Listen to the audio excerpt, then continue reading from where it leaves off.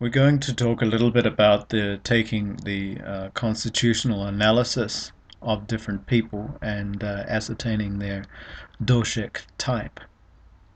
Now, there are two variations in taking the constitution. One is the Prakriti, which is our own individual nature that we are born with and that we have throughout our lives. The other is the Vikriti, which is the disease imbalance or temporal imbalance or change that we have from our normal Prakriti or our nature. So first, when we're taking a constitutional analysis of someone, especially in regards to taking a chart of them and asking them various questions, we have to make sure that we are asking these questions in regards to lifelong traits. For example, has their skin predominantly been more dry and sensitive in times such as autumn or windy weather, such as Vata types? Has it always been predominantly leaning towards skin inflammation, skin rashes, the oily skin, such as in Pitta types, or has it been more very oily and prone to swelling and also very oily hair, for example, as in Kapha types? And what has their general build been throughout their life? Have they been athletic, like as in Pitta types, and very energetic and with a lot of stamina?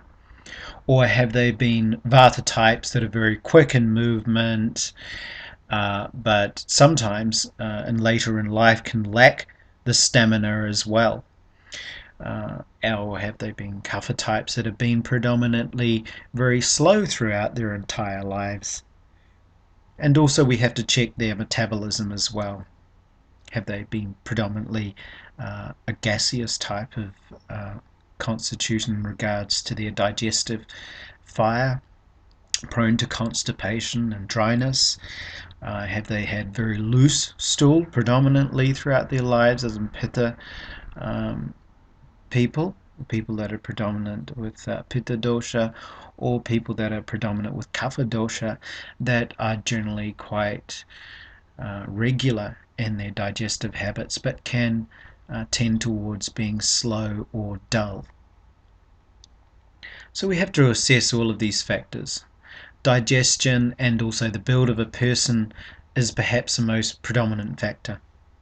Other variables that we can see, for example, are extremes of weight gain and weight loss are predominantly a Vata type constitution, because on one hand they will adopt methods to reduce their weight, being very self-conscious about it, and then through consuming a lot of carbohydrates, put back on the weight again in order to slow down their erratic minds. So their weight can be up and down a wee bit like a yo-yo throughout their lives. Pitta types can also put on weight. Usually this is due to excess eating due to their high digestive fire or digestive capacities. And Kapha types naturally always have a very strong build themselves. Generally, if they're not obese, they're very big built people. They have large frames. So by assessing these things in different people, we have to differentiate between this as the constitution, their primary attributes of their nature, and also the variations in diseases that are short term and also can alter the body, sometimes long term as well. So for example, a typical Pitta type person can be a very athletic type of person, but say in their 30s they have an accident. It can throw out the Vata in their body, causing a severe Vata imbalance and therefore causing Vata disorders as a result: stress, anxiety, insomnia, all of these different issues, arthritis.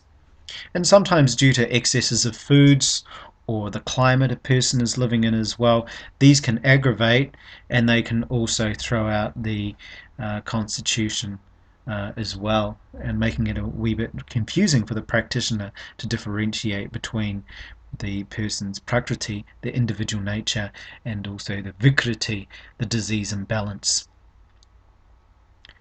Of the three doshas themselves, each one is composed of two elements each, and a person can also be assessed as per the variations or percentages of each of the elements that they have within them.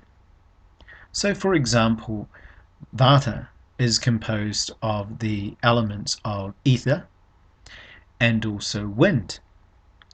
Pitta is composed of the elements of fire and also water. And Kapha is composed of the elements of water and also earth. So a typical person that is a Vata person can be sometimes more an ethereal person as opposed to a wind person. So the percentages may be 70% ether, 30% wind.